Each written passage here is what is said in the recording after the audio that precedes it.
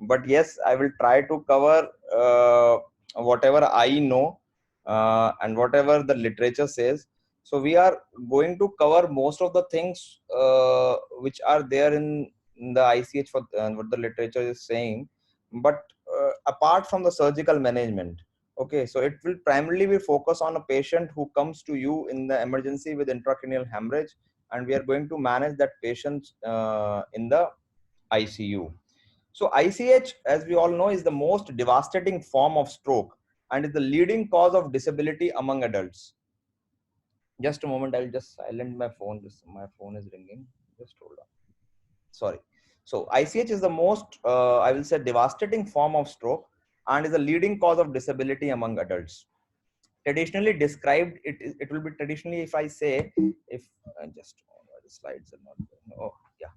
So traditionally, it has been described as a stroke with the poorest of prognosis. But recent evidence shows that if we actually manage aggressively these forms of strokes, they will have a better clinical outcome. The outcome which is showing in the pictures was, I will say, a decade back. But if you look at the intensive care, the surgical treatment, the treatment for the cerebral edema, it's all going to if it's all going in one line, and you form a protocol to manage ICH in your ICU, the outcomes will definitely be better. And you see more and more patients of poorer form of ICH coming to you in follow-ups, and you are going to remove their tracheostomy tubes, and you feel so good when you see these patients in the long run and follow up. So coming to the definition, I will say spontaneous ICH is defined as a non-traumatic bleeding into the brain parenchyma, which can extend into the ventricles and into the subarachnoid space. If you look at the definition, intraparenchymal bleeding in the absence of trauma or surgery, it is the simplest definition I can define an ICH, and it is the second most common subtype of stroke, accounting for 10 to 15% of the cases. If you look at the risk factor, hypertension is the most obvious risk factor apart from age, history of heavy alcohol, drug intakes, and there are some genetic alleles associated with cerebral amyloid. If you look at the classification, I have not included classification in the presentation, but if you look at the classification of ICH, it can be simply divided into primary and secondary. Secondary with some vascular cause, like some vascular malformation like AVM. And if the primary, in the primary, it is basically because of hypertension or amyloid angiopathy. Okay. You can also classify, people have classified into lobar versus non-lobar ICH, and so on and so forth. Now, if you come to the diagnosis, ICH is nothing but stroke. So if you just define stroke, you can define it as an ischemic stroke or an hemorrhagic stroke. Go towards hemorrhagic stroke, further bisect it into ICH or subarachnoid hemorrhage. Okay, now we are dealing with a hemorrhagic stroke, and that particularly to ICH. But if a patient comes to you in ER, whether you are able to differentiate with it in ischemic stroke on the basis of symptoms, I will say sometimes yes, but most of the time no. So supposingly, if this is a patient who is a 43-year-old male, sudden onset occipital headache, deviation of angle of mouth, altered sensorium comes to you, what will be your diagnosis? So your diagnosis will be that the patient is having a stroke. Now, for a stroke, you diagnose stroke on the clinical manifestations itself. You just need to do a imaging whether it's an hemorrhagic stroke or an ischemic stroke. So before thrombolysis in an ischemic stroke, you go for a CT scan. And when you are going for a CT scan, you are going to know whether this is an hemorrhagic stroke or an ischemic stroke. So depending on the symptoms, sometimes I will say yes, because sometimes ICH will present a severe headache, vomiting, and increase in systolic blood pressure, and no signs of any deficit. So in that clinical scenario, you suspect that there is some kind of subarachnoid hemorrhage or an intracranial hemorrhage is there. Okay. So diagnosis, if you look at these diagnoses, I will say any of the options will be your diagnosis. So ICH diagnosis will be sudden onset new headache. It will be progressive neurological signs. It is not possible to certain whether stroke is hemorrhagic or ischemic based on signs and symptoms alone. And emergent brain imaging is a necessity. Okay. Now come to the commonest site of the strokes. So these are the commonest site of the stroke. So if you look at putamen, I will say basal ganglia, thalamus, subcortical, pons, cerebral, and temporal lobe. But most important thing is they are, if whether it is lower, it is superficial, or it is deep, whether it is supratentorial or it is infratentorial. This is going to make a huge difference in the prognostication of the patients as well. So you should have an algorithm ready in your ER itself for the stroke. So suspected ICH, or I will say a suspected stroke.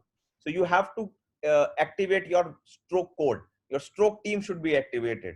As soon as your stroke team is activated, first thing is check ABC, airway, breathing, and circulation. When it's okay, patient saturation is okay, you take patient emergent to a CT scan. Do a CT scan immediately.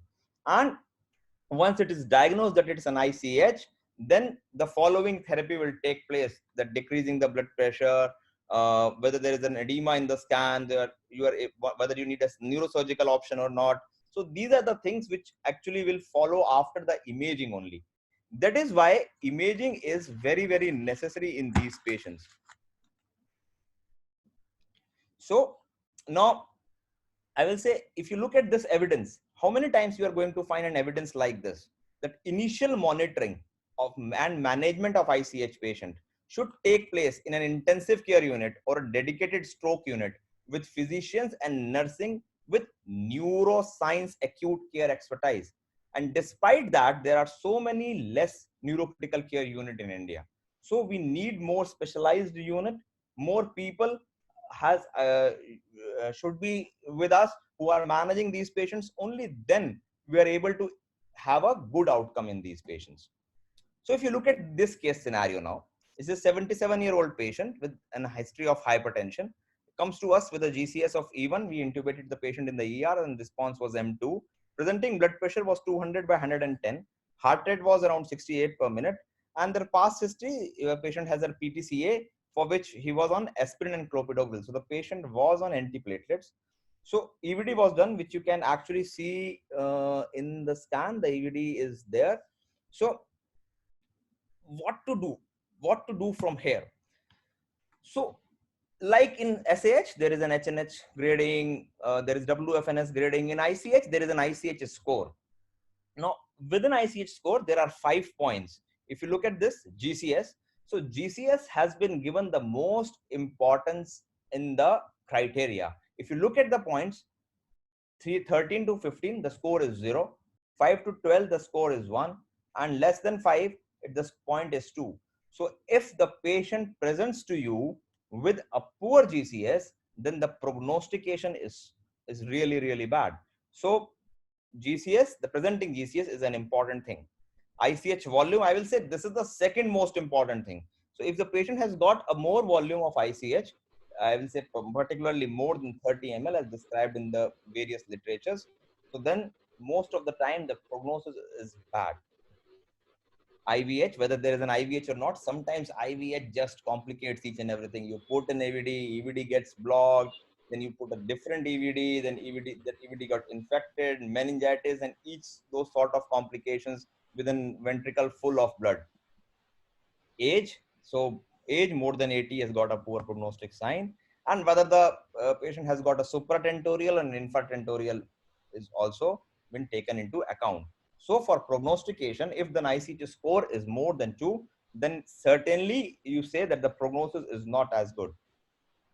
So now second important point comes to the GCS you have seen in the emergency. Now you need to calculate the volume. So to calculate the volume, you need to select CT slice with largest ICH. So if you look at the film, you just select the slide with a largest ICH just by visual inspection. Okay. So then select the longest axis in which the, if you just select the longest axis, see in this, we just selected the longest axis and then just put a perpendicular to this like this. So A and B is this. Now for the C, you need to know the slices thickness and number of slices in which the bleed is there, and divided by 2, you will get the volume of. So volume can differ whether it is 35 for one, 38 for another, doesn't make a difference. The most important bottom line is you need to know whether the volume is more than critical, that is 30 ml, or not. That's the only subsequent thing which you know, so that you can prognosticate to the family members that the bleed is really, really bad. Now coming to the imaging, see, in the imaging itself, that is CT scan itself, CT scan sometimes show you some signs which can actually prognosticate that the ongoing hemorrhage which is going on in the patient maybe have a poor prognostic sign. If you look at the CT scan image on the right, you can see two different densities. Look at these two different densities. So these two different densities which are there in the scan, they can actually show you that the blood is at a different age. Blood right now is not in the similar age as it has been shown. There are two different densities. So liquid blood, which is secondary to the maybe presence of ongoing hemorrhages going on. And if you look at these images on the left, you see this small island sign. This is known as island signs which are there. So they show that hematoma might be progressing. So next question comes whether we should go for a vascular imaging in the ER itself, like a CT angiography or a digital subtraction angiography. Most commonly, we will say that whether we should go for a CT angiography itself or not in the initial go. See, there are many studies for the spot sign. The spot sign is this. If you look at this image, there's the white dot which is showing in the image is the spot sign, which is you can see that is because of the extravasation of the dye. So if the hematoma is still leaking, you can see that in the CT angiography. And when you see this kind of a thing in CT angiography, you see this, there are many spot signs which are positive. You see this one, this one, this one. So when you see multiple dots, you know that there is multiple hemorrhages going on. So you know that this is a bad prognostic sign in the patient. When you are going to see these kinds of images, you are going to treat the patient more aggressively. But whether you should go for a CT angiography or not, see, if I put it like this, that if the patient comes to you initially, that is within 2 to 3 hours of ictus, if the patient comes to you very initially, and you see that the patient's blood pressure is not stable.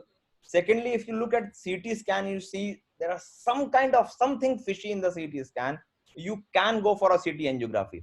And if the patient is young, so, and the bleed is not typical of ICH, it can give you additional information whether there is some kind of an AV malformation or not. So routinely, I will say if the patient comes to you, see in India, patient doesn't comes to you just in 2-3 hours. Most of the time, patient comes to you going to a primary center, then comes to you within 6 to 8 hours, when at that time the hematoma expansion has already taken place. So it is no point wasting patient's money and putting the patient to a radiation and going for a CT angiography unless and until you think that the patient's bleed is in a territory in which you need a vascular imaging. So most of the time, your CT angiography will do, CT scan will do. But if you suspect that there is an ongoing hemorrhage, patient comes to you early, that's the most important thing I will say. So apart from all those things, imaging also tells you whether there is a sign of hydrocephalus in the CT scan or not, and whether there is a mass effect or herniation in the scan or not. But so you need EVD like we need in that case. It depends on the scenario if you look at those CT scans.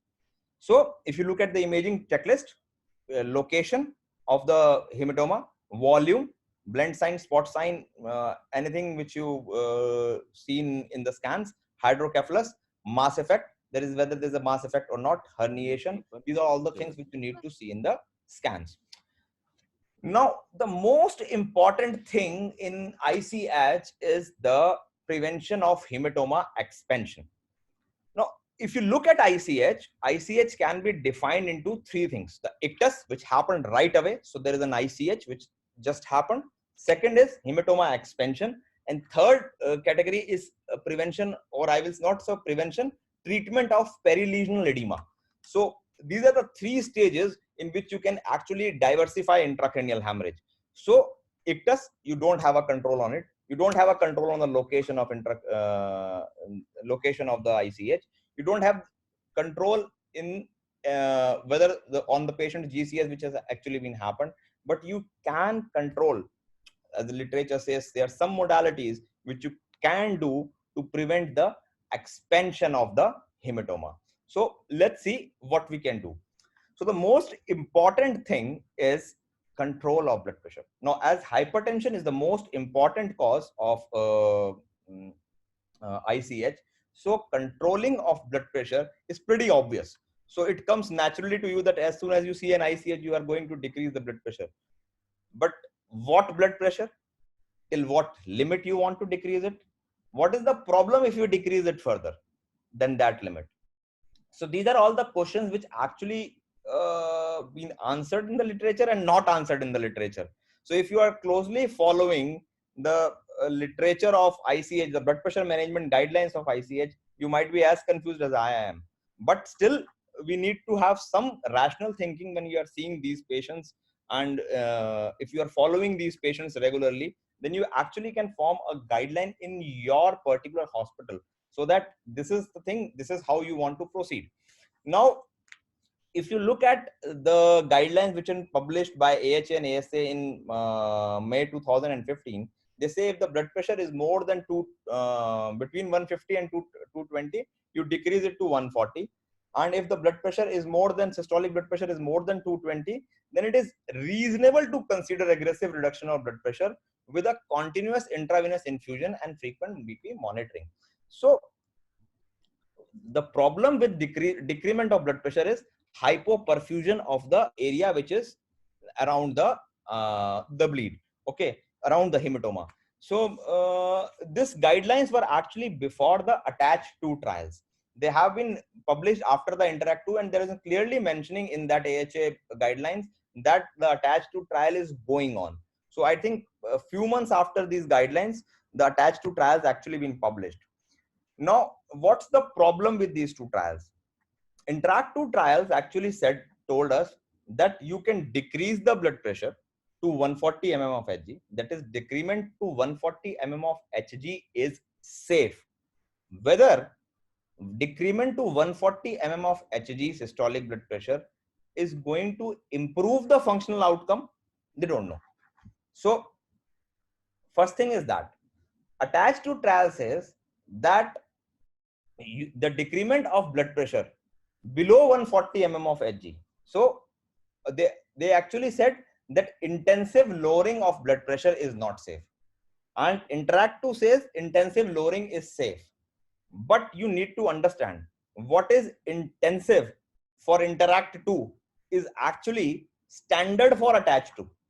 So INTERACT-2 says that INTERACT-2, the group between the INTERACT-2, the two groups, the blood pressure decrement in the standard group was around 160 mm of Hg, and in the treatment group the decrease up to 150. But if you look at the ATTACH-2 trial, in the treatment group the decrease up to 129 mm of Hg, that is below 130, and in the standard treatment group the decrease up to 141. So if you look at both these trials, so you say that the standard group of ATTACH-2 is 141 and the treatment group of INTERACT-2 is 140. So both these groups actually are saying the similar things, that if you decrease the blood pressure to 140, it's actually being safe. But whether it's improved the functional outcome or not, they don't know. But definitely there is a decrease in mortality in those patients in which the blood pressure is decreased. But when the blood pressure is decreased below 140, the renal complications actually been increased in the ATTACH-2 trials. So ATTACH-2 actually compared intensive versus ultra intensive BP in ICH. Like INTERACT-2, ATTACH-2 actually support the safety of systolic blood pressure lowering to 140 mm of Hg. In addition, ATTACH-2 showed that more aggressive lowering of blood pressure is not of additional benefit. So supposingly, if a patient comes to you, now comes to the practical scenario. See, I don't want to confuse you. See, if you come into a practical situation, if the blood pressure is more than 200, so decrease it to 180, 170, and always see whether there is a urine coming or not. So the patient is passing urine, his kidneys are being perfused well. That's pretty fine with it. But the second important thing which you need to know is whether we can decrease it to any further. Yes, you can, but slowly. Second important thing, if you find that there is a CT spot sign positive in the patient in the initially, or you find the island or a blend sign is positive, then in the few hours you need to decrease the blood pressure rapidly. And another important point you need to know is that expansion actually take place in first few hours only, 3 hours maximum up to first 24 hours. That has been described in the literature if the patient is not on any antithrombotic drugs. Okay, so uh, if the patient's blood pressure is less than 200, you can actually safely decrease the blood pressure to 140, depending that the patient's urine is coming. So you can know that the perfusion is pretty okay and patient doesn't have a cardiac comorbidities. So these are the things which you need to keep in your mind. Okay. So second important thing is the medications. So world over, labetalol is the drug of choice. But if you come to the practical scenario, we have all used labetalol, and labetalol is not a strong antihypertensive agent. We have used boluses of labetalol. Sometimes the heart rate decreases further because these patients with the mass effect already have a lower heart rate. So labetalol infusions you might not able to give. Then what to give? So in the literature, Western literature, if you look at the Western literature all over, what you are seeing is nicardipine. Nicardipine infusion has been labeled as a choice, but we don't have nicardipine in our country. So what we can do is we can use nimodipine. So nimodipine, as we are using in SAH, you can use nimodipine with 2.5 milligram per hour to 5 milligram per hour, and then increasing up to 7.5 milligram per hour. But if you are not comfortable with nimodipine, or even you are titrating nimodipine, the blood pressure actually falls too much, which you don't want like that. Then the best thing is start labetalol infusion. Put the patient initially on a low dose NTG. I know that NTG has a problem.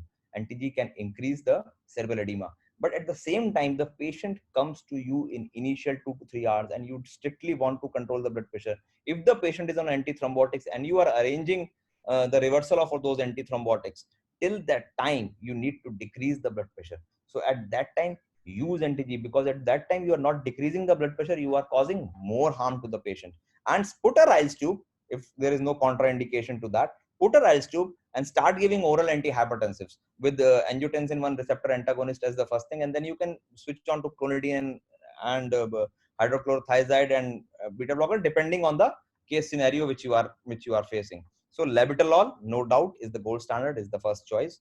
Second, nimodipine, if you are comfortable with it. If you're not comfortable with it, add NTG to it, and then so that the dose which you are using with NTG is actually being decreased. So this is how you titrate your drugs. Now, second important thing is, after doing the blood pressure management, is the prevention of hematoma expansion. Now, if the patient is not on antithrombotic, whether giving factor 7 or tranexamic acid is important or not, or you can actually go ahead and give it factor 7 or not. So answer about factor 7 had been given by Spotted and Spotlight trials. Now Spotted was done in USA and Spotlight was done in Canada. They are the parallel studies which were going on at the same time, and they have used 80 microgram of factor 7 over placebo within 6.5 hours of stroke onset. So if you look at the results, so they says that among patients with spot sign positive, ICH treated a median of about 3 hours from the stroke onset. Recombinant factor 7/8 did not significantly improve radiographic or clinical outcomes. So spot sign positive ICH treated within 3 hours, factor 7 is not going to be effective, though the study is only of 69 patients, but still previous studies also like fast trials have not given any positive or equivocal result about factor 7. Now if you look at tranexamic acid, the most recent study which has been published is TICH2 trial, and the TICH2 trial was about tranexamic acid, and the tranexamic acid was given in a dose of 1 gram initially in 10 minutes, and then 1 gram in next 8 hours. Okay, so and the primary outcome was functional status at 90 days. So if you look at the interpretation, functional status 90 days after intracerebral hemorrhage did not differ significantly between patients who received tranexamic acid and those who received placebo, despite a reduction in early deaths and serious adverse events. So fewer patients have hematoma expansion in tranexamic acid group, but it was not statistically significant. Fewer early deaths were there in tranexamic acid group, that the early deaths were defined in deaths within 7 days. So there were fewer early deaths. No difference at 90 days mortality. That is what they found. That was their primary outcome measures also. And there was no side effect profile. Basically, the thrombotic complications which are associated with tranexamic acid was not there.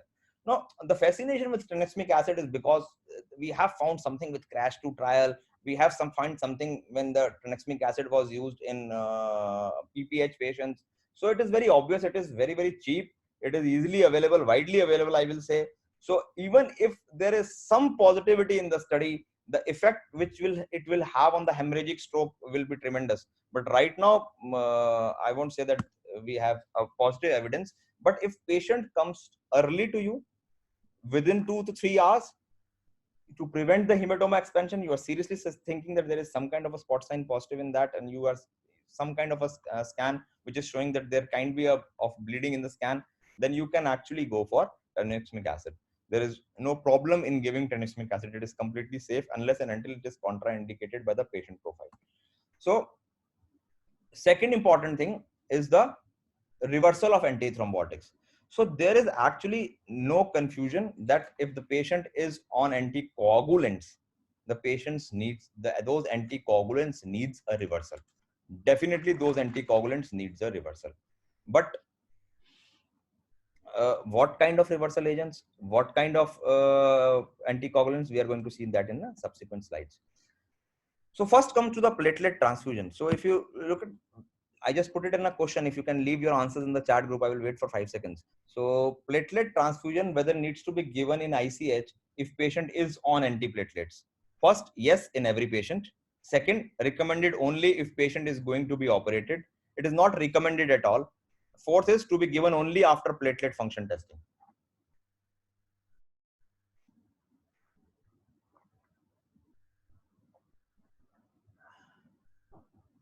So I will see those results in the end, and we'll have a discussion on that as well.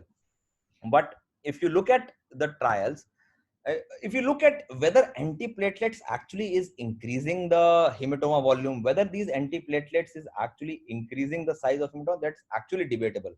And that more debatable is whether you need to give platelet transfusions to prevent that hematoma expansion. Now, the only randomized controlled trial which we are having is the patch trial. Now, patch trial actually says that giving platelet transfusion seems to be inferior to standard care for people taking antiplatelet therapy.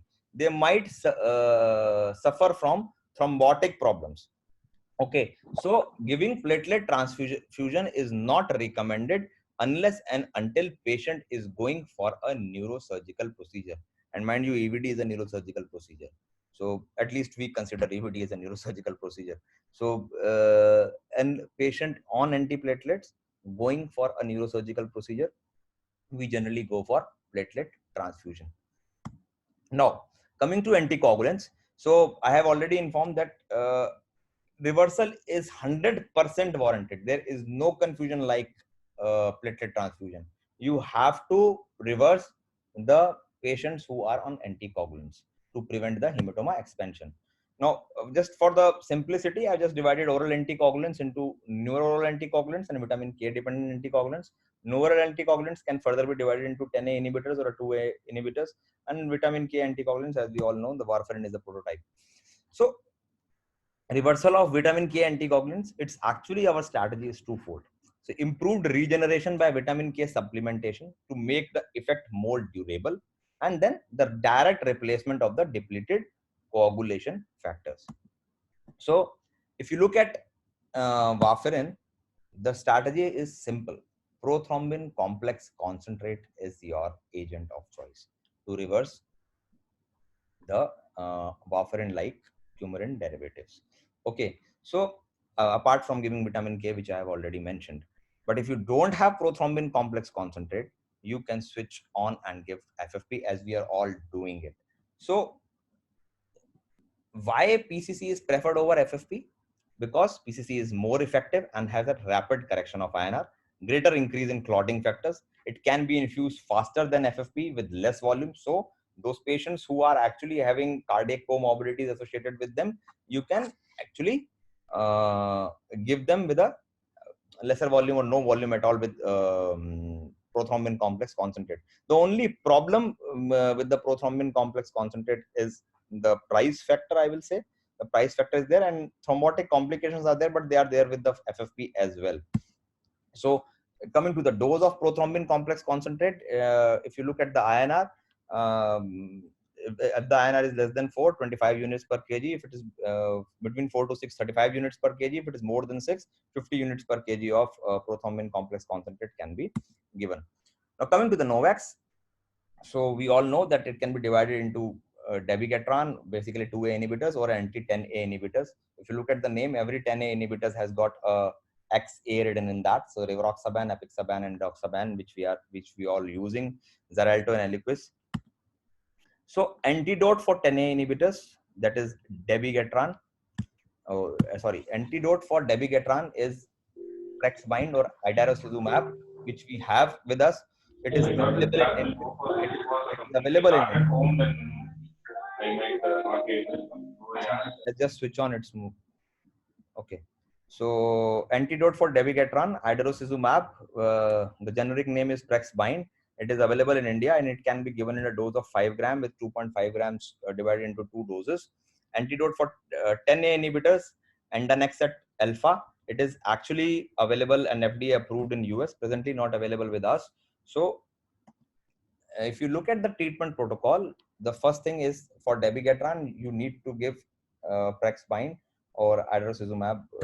It's kind of a tongue twister, so I generally say Prexbind for dabigatran.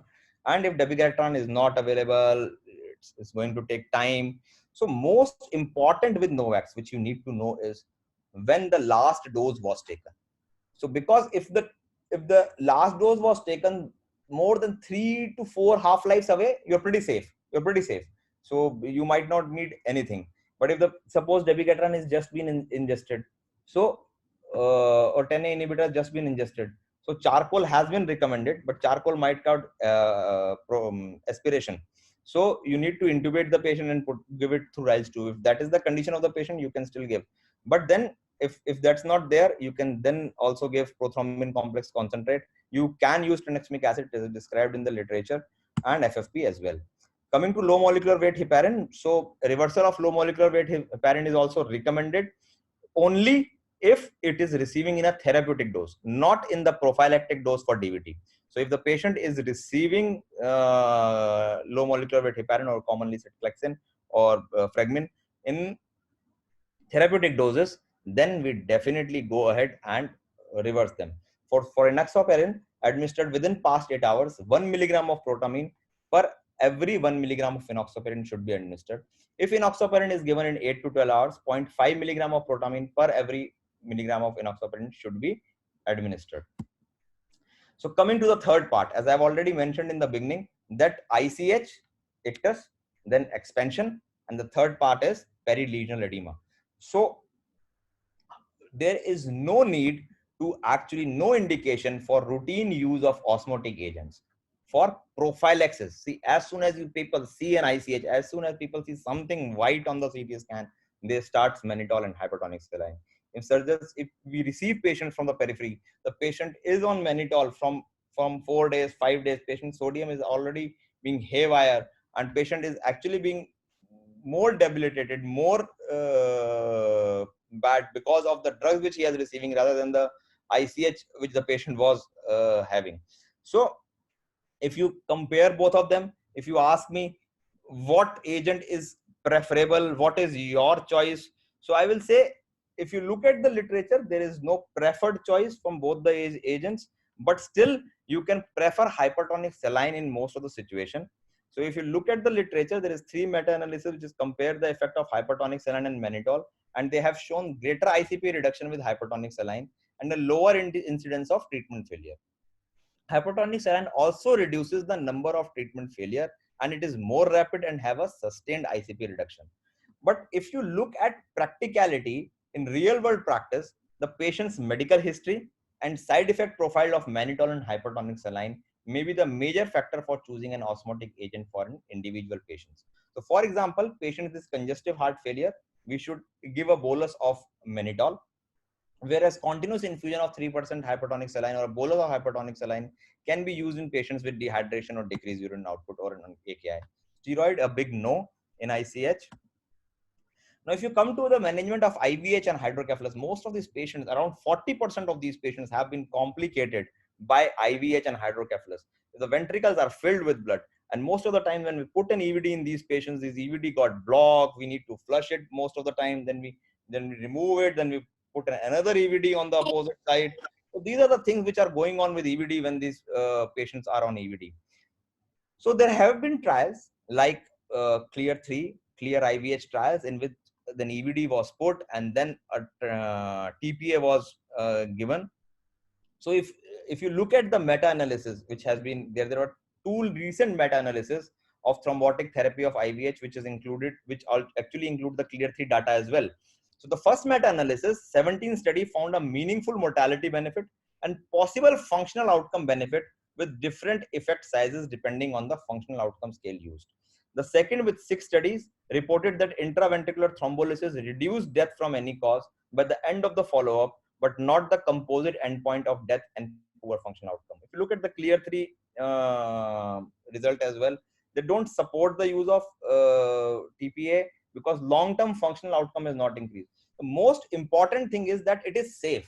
They didn't find that there is increased ventriculitis, there is increase of bleeding when they are using TPA intraventricularly.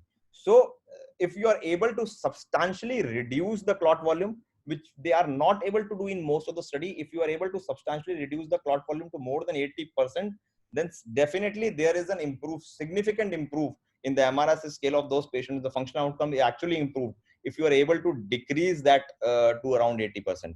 So EVD plus intraventricular thrombolysis is safe. It neither increasing ventriculitis nor rebleeding, but was not found to reduce the need for shunt placement. The AHA guideline, which state that intraventricular thrombolysis appears safe, while acknowledging the efficacy and safety of this strategy and this strategy remains uncertain. So they have placed it in class 2B with a level of evidence B.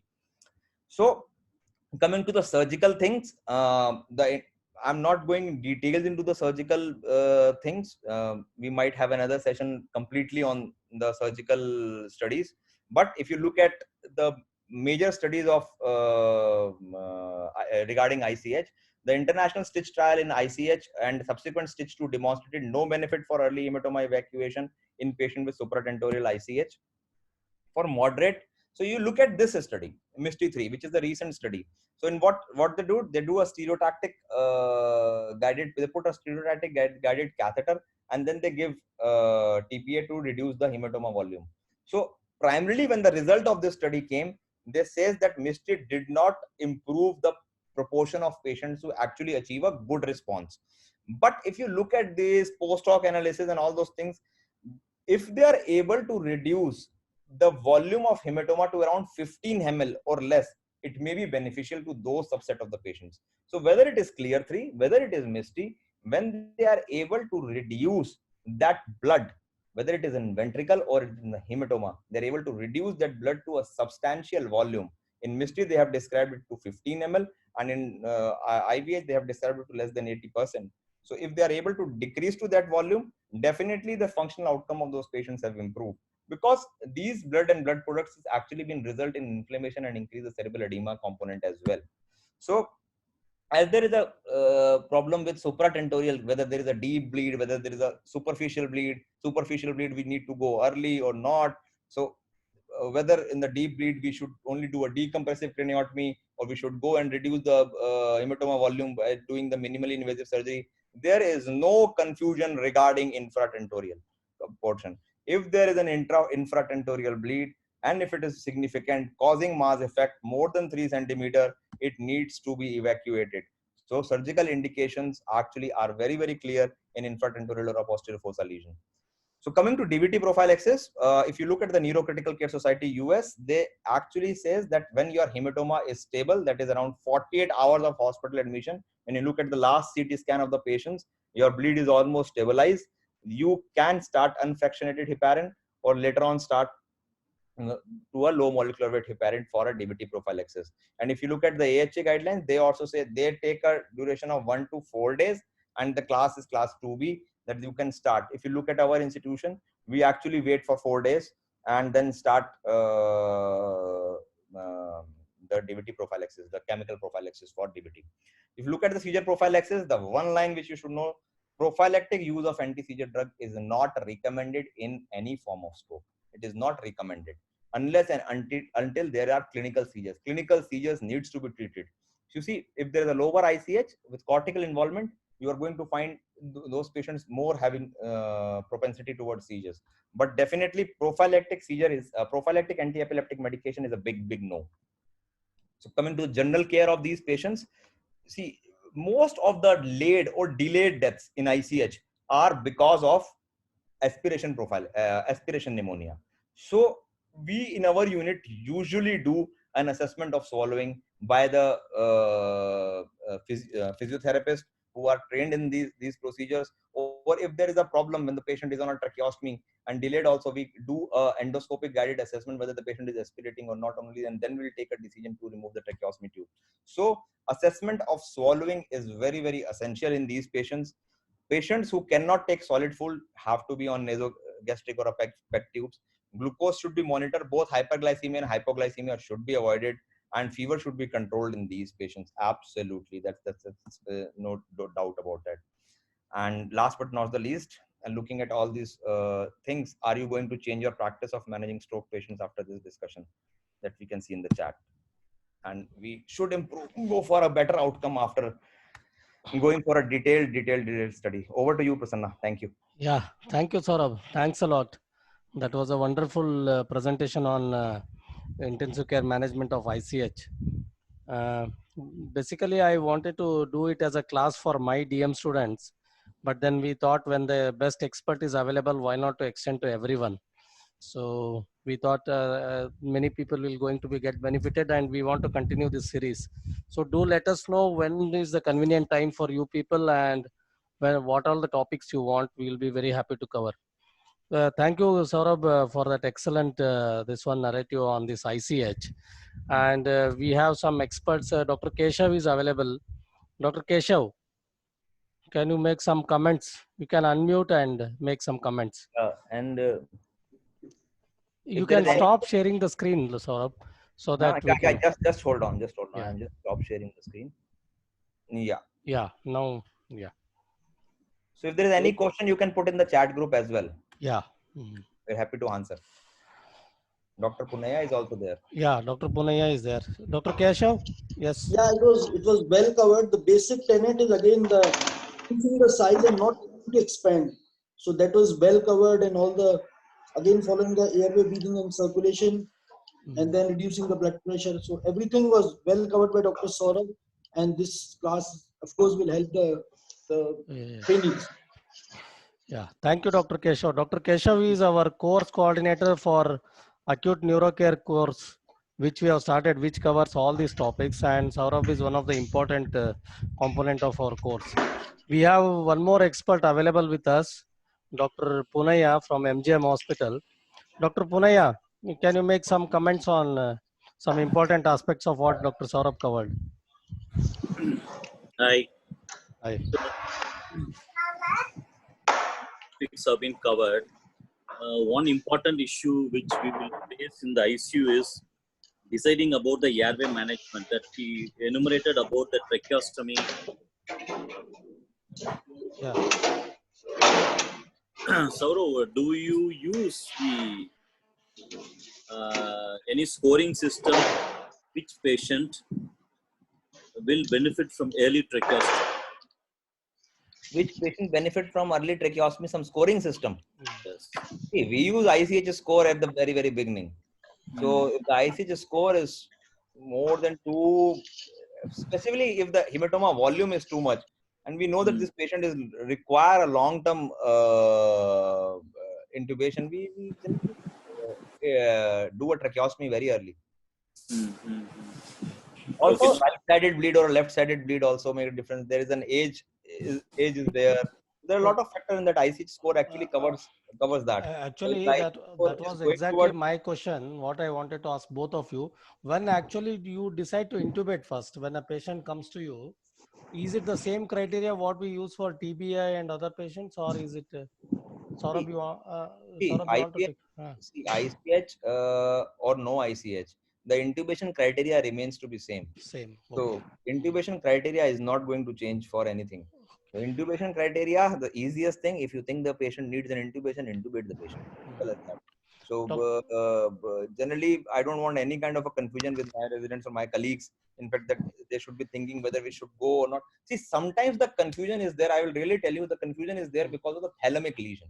So thalamic lesion actually behave very, very notoriously. Now, thalamus, you all know, is a relay center. Sometimes the patient is M6, especially with the right-sided thalamic lesion. Patient is M6 one day, and another day he is not able to wake up. He's just lost his consciousness. He was thinking patient was M6, and you intubate the patient, and after 3 or 4 hours, you think the patient is M6. So these are the dicey situations, especially with thalamic lesions. You are seeing those patients with altered consciousness most of the time, but most of the time the decision if you take to intubate these patients also is not wrong, I will say, largely because the aspiration pneumonia is a complication which actually happens in these patients very, very frequently. Dr. Punaiya, what is your take on this? Yeah. See, intubation, it's a very tricky situation. It's not that straightforward. In straightforward cases, it is fine. Patient who have poor GCS, who cannot, the posterior circulation stroke, posterior circulation hemorrhage, it's straightforward, then we intubate the patient. There are certain patients where they are in a borderline, whether you want to manage them by intubation or without intubation. So usually I err on the side securing the airway, because for me securing the airway gives a lot of control over his breathing, and hematoma expansion, aspiration is an important risk factor for these patients. Okay. And coming to tracheostomy, there is a score called the SET score, and recently they have modified that also. Some trials are going on, and SET 2 criteria or something like that. So based on that, we can have a kind of a judgment by taking which patients will go for an early tracheostomy. But thing is that nobody has the answer world over throughout the world that when to go for early tracheostomy in these patients. Having said that, ICH means definitely there is some morbidity when the patient is going to recover. So now we need to employ whatever strategies early to improve the outcome of these patients. Okay. So that is what this, Keshav, Dr. Keshav. Yeah, I just wanted to add, because these patients are already hypertensive because of their blood, and they are also with comorbidities. So while intubating these patients, you are using the induction agents and all. So you have to be very careful because there can be sudden crash. So that will lead to these patients having more harm. So you have to be very titrated in using your drugs. See, exactly that was my next question in the opposite way. Supposing we decide not to intubate these patients, we want to monitor, and suppose there is a slight amount of this conscious level is not good enough and they are agitated, that itself can lead to increase in the hematoma. Basically, what we are trying to see, what is your take on this, Pune? In a struggling patient, if you don't want to intubate and you want to observe, then how you are going to sedate them? That way, sedation is one of the most important aspects. How we are going to manage? Yeah. See, that is what we think. Recently, I saw a paper in which they compared the practices in 2 ICUs. So one ICU was led by anesthesiologist and surgeon. The other ICU was led by a physician. Okay, in the anesthesiology surgical team led ICU, intubation and tracheostomy were liberally used. Were more aggressive measures like controlling the airway was. But in ICUs controlled by physicians, they always went for late tracheostomy, or they waited till the patient deteriorated, then they intubated the patient. But finally, they didn't find a major significant difference in the outcome of these patients on both the ICUs. Okay. So if we have the skill set, and it's not dependent upon a single factor, persona. It all depends upon how your ICU is manned.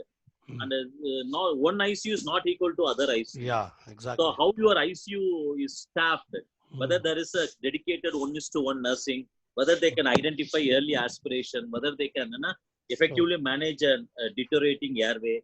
So all these things matter. So blanketly we cannot say. See, it's very difficult to standardize ICU into a single one standard. Most of the studies and most of the times we forget this. Yeah, true. Okay, so that is the most important factor. See, Prasanna, one thing I wanted to make it very, very clear. See, most of the expansion actually occurs very, very early. Yes. It occurs very, very early. Most of the time when the patient actually reaches to you in the ER, if the ictus has been 3 hours before, as early as 3 hours before, the expansion has already been taken place. So most of the time, if you just extend the window up to 8 hours, as has been done in TICH trial, they are also saying that give those tranexamic acid early. So that is the most important thing. If your patient is agitated, you are seeing the patient after 6 to 8 hours, the agitated patient is not going to increase the hematoma volume largely. It has not been described in any of the studies. It is definitely maybe increasing the blood pressure might be the point, and you are able to control those blood pressures with the oral antihypertensive agent, because Rylstube is in most of the patients as soon as the patient is in the ICU. So you need to titrate those drugs, because at the same time, if you are going to give those anesthetic drugs to those patients, so that's going to be a big problem. No, this one practical issue, what I want to know for the benefit of all our students, a patient who is not intubated and a patient who is intubated in your ICU. I want you and Punaya, both of you, take this question. What sedation you are going to use and how you are going to use? See, most of the time, if in my ICU, if the patient is agitated, we start with Serenase, haloperidol. Okay. Most of the time, we start with that. Sometimes a smaller dose of midazolam, sometimes a smaller dose of fentanyl also will do as a rescue sedation. Sometimes most of the time, what I do is, after starting them on Telma or something like that, angiotensin receptor antagonist, we put the patient on clonidine. Clonidine also helps in some kind of a sedation. But after a particular dose, after 3 or 4 doses have already gone in, then clonidine will start. So till that time, the rescue sedation, we use fentanyl or midazolam boluses, but Serenase or haloperidol we use most of the time. Yes, Dr. Punaya, what do you use?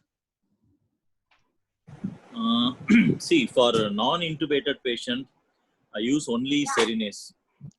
Means, except for that, I don't use midazolam or fentanyl. For example, midazolam, I have been for a long time. I have never touched midazolam in any of these. Okay. In intubated patients, it's only analgesic sedation. It's only fentanyl. Okay. So in some cases, may need propofol for other reasons, but it's only with fentanyl. More than 95% of the cases we can manage in intubated. Okay. If a patient requires more than Serenase, still very agitated and it's very harmful to the staff. And the thing is that we need to go up on the Serenase dose. Just with 5 milligram and 10 milligram, it will not settle. Sometimes these patients will need even 30 milligrams per day.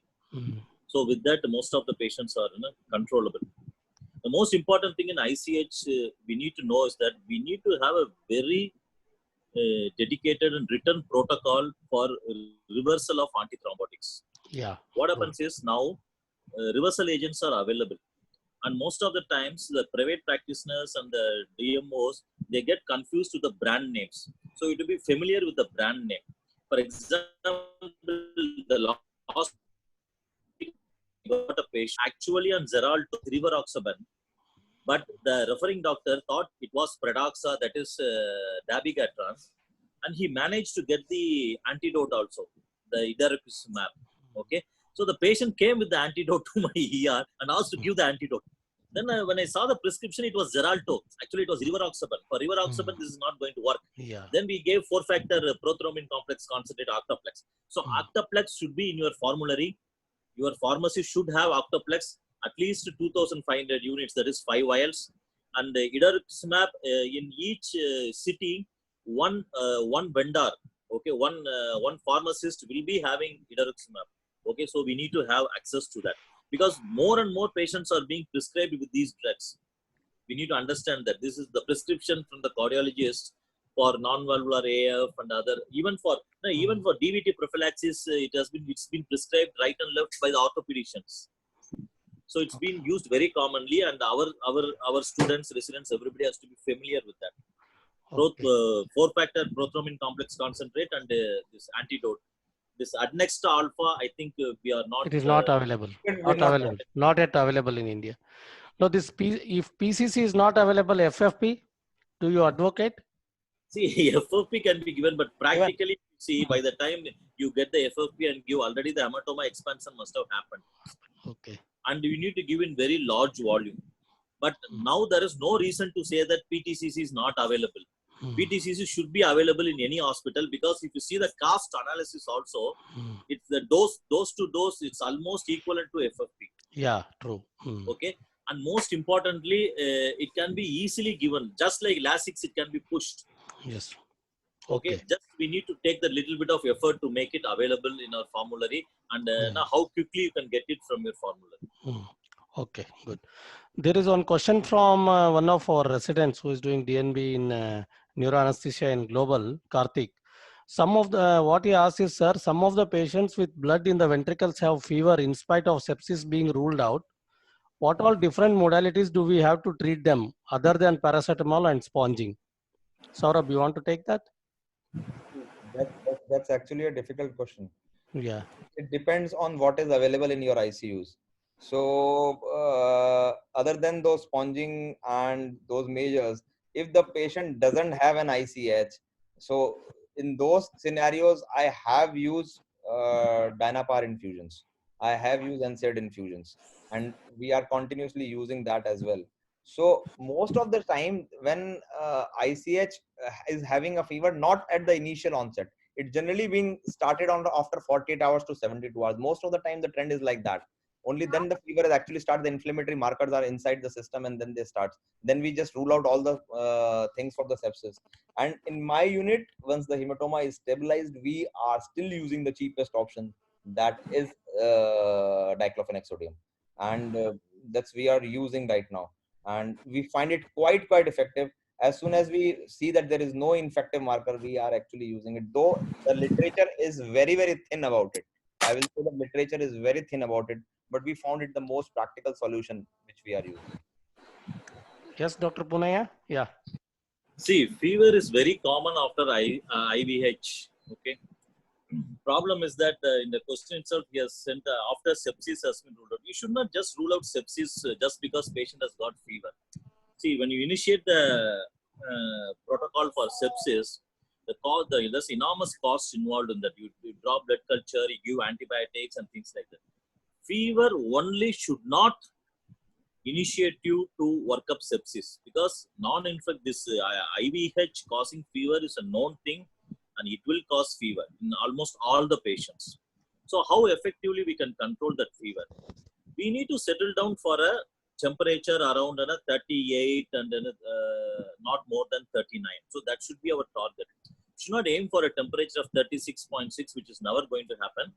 And most importantly, previously I was using this sponging a lot, but now I have stopped it completely, because invariably sponging will produce shivering in these patients. Use anti-shivering medication. Shivering again will raise the temperature, and it will be a vicious cycle. So Dynapar infusion, yes, it's a good option. Round the clock paracetamol, the maximum dose paracetamol as tolerated by the patient, and then just leave it, because it has been found that normal compare with aggressive temperature control measures and normal temperature control measures, there is no significant difference in the outcome of this patient. The temperature will automatically settle down after the first week or the second week. Stipid sponging, use it very cautiously, because it produces a lot of shivering. Use magnesium sulfate very liberally. You can go up to 6 grams per day also. So that will also will act to control your temperature. You can ask Dynapar infusion, but be careful about the renal function. The patient has slightly elevated creat or something, just try to avoid that. But don't jump your guns to initiate the sepsis protocol, because I have seen most of the times when the surgeons come for round, they just write all the cultures on seeing the temperature. Don't do that. Only if the patient has got other sepsis features, patient has got tachypnea, or the patient has got hypotension. See, hypotension in this case may not be systolic blood pressure less than 100. Okay, these patients are usually hypertensive. Okay, so even 110 may be hypotensive for this patient, or a rise in creatinine. Only in those situations, initiate the sepsis workup and sepsis culture. Otherwise, just for fever, do not draw blood cultures, do not draw CSF cultures, and just like that. But one thing I will say that diclofenac infusion, if people have not used it, please use it. I have seen it. It is very, very good practical solution. Only one ampule has been used in a day. Okay. So most of the time, if the patient has not a very, very bad renal functions, you are able to do a well controlled fever, because with the fever, na, it's the general well-being of everybody in the ICU. Sir, patient ko fever hai. Okay, if attendants come, हमारे patient को fever हो रहा है. If you monitoring a continuous temperature, there is a tachycardia associated with fever. There is a blood pressure which is uncontrolled with the fever. So most of the time, you are finding associate factors which are associated with the fever. We inside know that it is not going to come much harm to the patient if the temperature is not above 38 degrees Celsius. But at the same time, if you are able to control it, yes, paracetamol in the full dose and use diclofenac infusion. It's just for the bolus dose of diclofenac, and then one ampule diluted in 50 ml starts at around 0.04 milligram per kg per hour. That is comes out to 2.5 to 3 ml per hour, and then it's continued for a day. So it's very less dose. Okay. How do you actually, Dr. Punaya, decide on nutrition of these patients? When do you start actually practically, like when the patient comes? See, if the patient is not intubated, and it all depends on the severity of the ICH. So some of the ICH patients, they might be talking, the swallow will be okay. So straight away after admission, after 2-3 hours, you can start giving oral liquids and oral diet, you can start. But some patients, the swallow may not be okay, so they go in for rice tube feeding. And rice tube feeding can be initiated within 24 hours also. There is no harm in initiating rice tube feeding. Enteral feeding should be initiated as quickly as possible. And without saying in intubated patients also, early feeding is always preferred. So by day 2 or day 3, you need to achieve the full calories as well as the full protein supplement for these patients. Okay. Dr. Saurabh? Yeah, exactly the same. Do you do the testing for dysphagia or something, swallowing difficulty, or just put some amount of No. We routinely document. Okay. We routinely document in these patients. Do you do fluorescence testing or what, or fiber optic guided? It depends. So most of the time, our physiology team do the Gauss testing, and they actually document in their form that whether the aspiration is there or not. They use those custard with those dyes, and they do a full testing with their stethoscope and everything. And if the patient requires to do for a fees, or we'll say the endoscopic thing, we refer the patient to the endoscopy team. And sometimes we do it ourselves when they are not available. Right now, we are doing it ourselves, and ENT team is not coming. So we are putting a fibroscope, giving the patient a custard, and then seeing where it is going actually. So it's not a difficult thing to do. So it can be done very easily and should be done. I will say should be done. Swallowing assessment should be done in these patients. Okay. Dr. Punaya, you want to comment on that or same? It is same essentially. See, swallowing assessment, yes, there are various ways to do that. The thing is that a simple clinical swallow assessment, the bedside trial is what is mostly practiced, and it's mostly practically possible. Okay. So only in certain cases when we decide to decannulate and get the patient out, then we'll go for advanced testing. Otherwise, a simple bedside swallow test is what is usually done. A nurse controlled and a speech therapist controlled test is being. Okay. So this, are you still not sure about using tranexamic acid? It is out, Saurabh? No, I'm not saying it is out. Yeah. I'm not saying out. See, if the patient comes too early, like very early, So I'm not saying it is out. See, in the TICH2 trial, they have used the window up to 8 hours. Okay.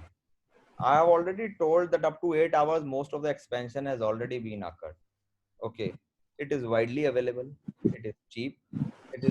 And the TICH2 trial has shown that it is safe. Okay. They have used it in more than 1,000 patients.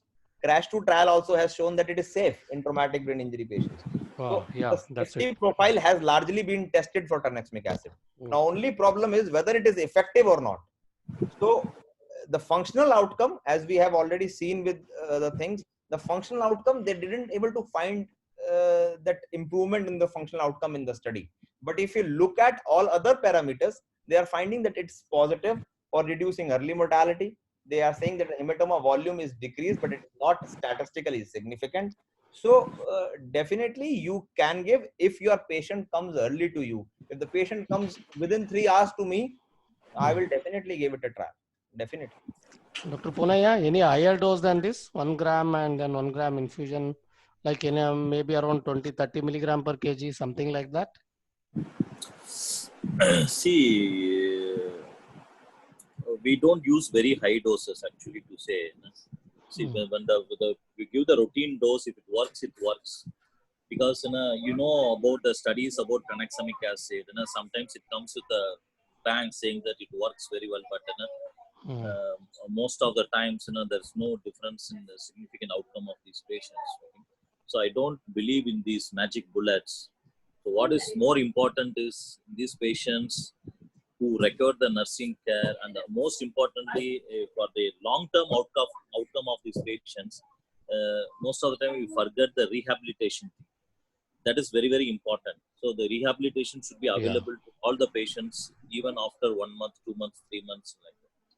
Otherwise, this ICH produces very devastating morbidity. Okay?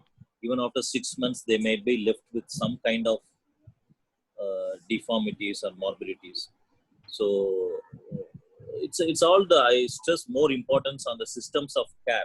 So all these things, tranexamic acid and other things, it will be there, but it's none of these things are golden bullets or magic bullets.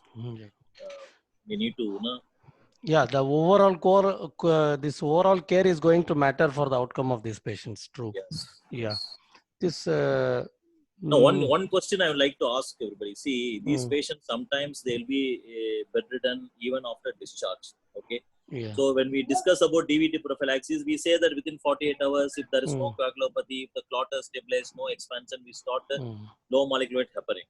So what is the plan for DVT prophylaxis after 1 week, say 2 weeks, after 3 weeks?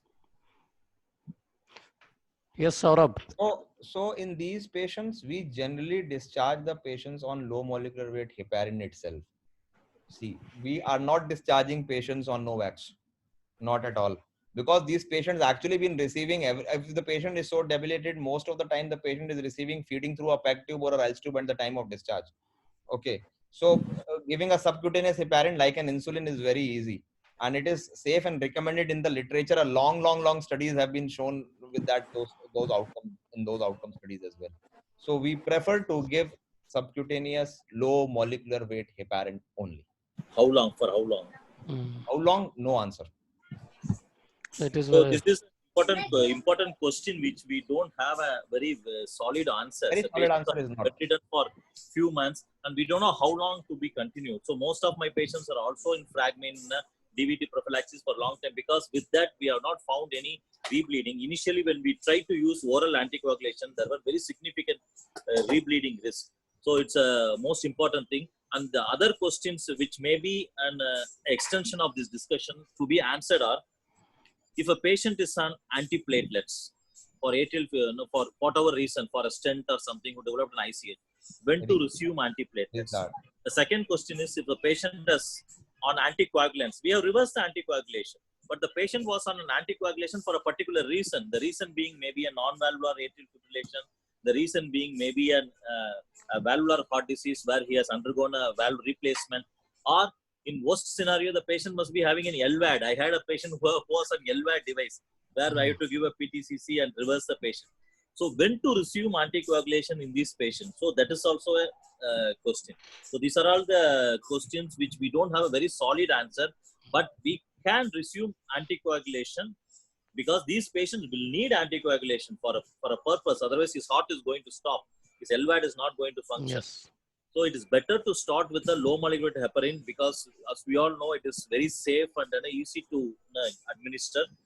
With heparin, with conventional heparin, unfractionated heparin, always there is a problem, because it's very difficult to titrate the range in which we want to maintain the therapeutic range, in which we want to maintain the anticoagulation.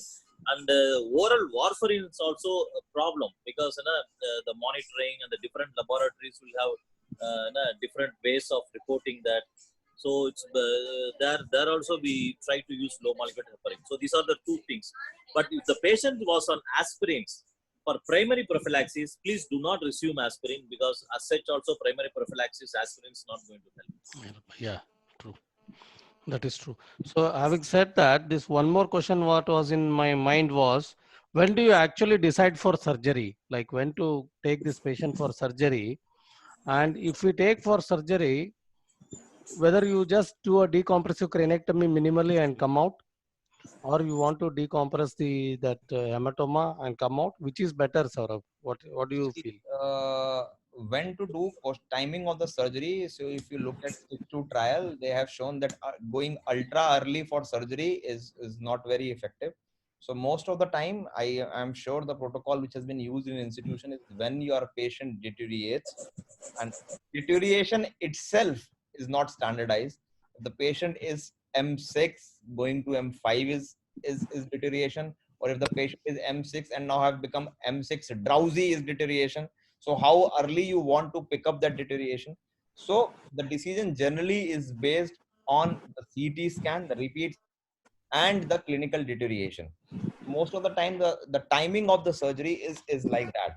And if you ask me what is better, so if you look at those minimally invasive surgery, these mystery trials are showing that if you are able to reduce that hematoma volume to less than 15 ml, so the functional outcome has not been improved, as I have informed.